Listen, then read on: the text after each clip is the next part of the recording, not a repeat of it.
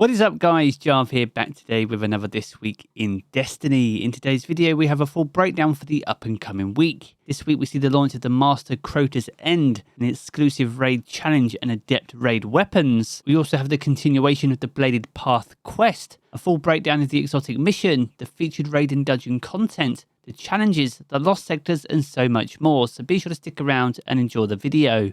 If you do enjoy the video, be sure to leave a comment and rating down below, and remember to subscribe for more Destiny 2 content. Just over 60% of the viewers on the channel aren't currently subscribed, so make sure to hit that red button and ring that bell to ensure you don't miss an update. But without further delay guys, let's jump into the video. Another week and another This Week in Destiny. This week is week 5 of Season of the Witch, and we have the continuation of the Bladed Path quest.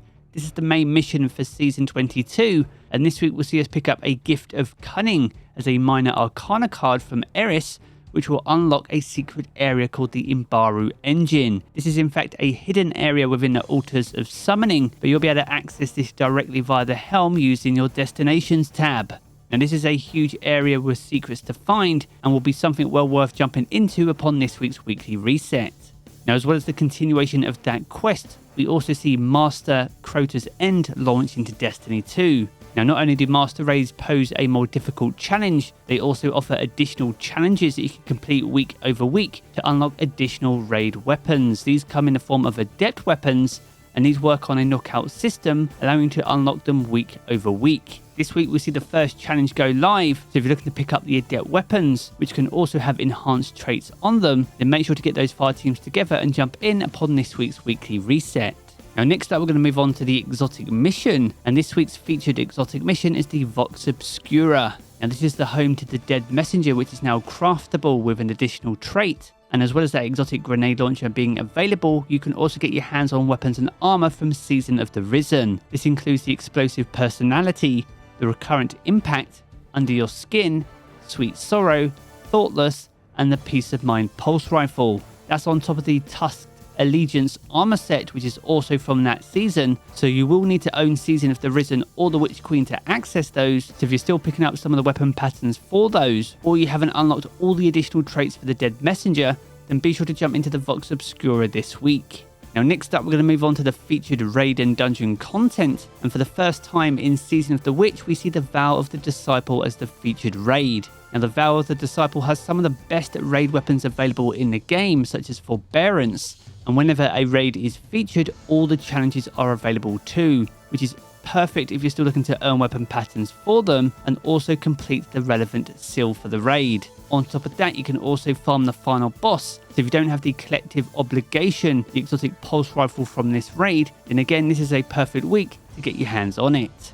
Now alongside the Vow of the Disciple, we also see the return of Prophecy, which launched all the way back in Season of Arrivals and is a massive fan favourite. Now this dungeon has some exclusive armor, but also some very unique 9 weapons. So if you are still able to use some of the illegally crafted weapons that are currently floating around Destiny 2 right now, then this week will be a great week to knock out the Prophecy in order to pick up some of that additional cosmetic loot. Now next up we're going to move on to Dares of Eternity and the 30th Anniversary Pack activity. And alongside the Scatterhorn armor set, we see the Prefector armor set from Season of the Chosen return this week. Naturally, with Season of the Chosen armor, we do see the relevant weapons as well, including the Scapelock, the Extraordinary Rendition, Brass Attacks, Threaded Needle, Code Duello, Imperial Needle, Far Future, Honor's Edge, Distant Tumulus, the Interference, Shepherd's Watch, and the Annual Skate Hand Cannon.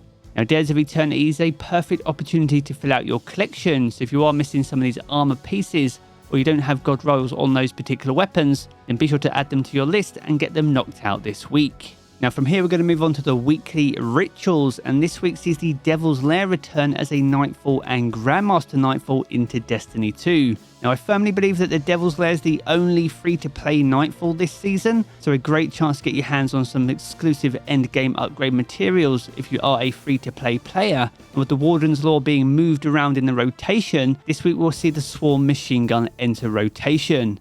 Now the Swarm certainly isn't a terrible machine gun, but it certainly isn't the best. That being said though, it's still well worth picking up. So whether you're looking to get end game upgrade materials, if you've been spending them on crafting for example, or you're looking to get your hands on a brand new weapon, then once again this week would be a great week to get those done.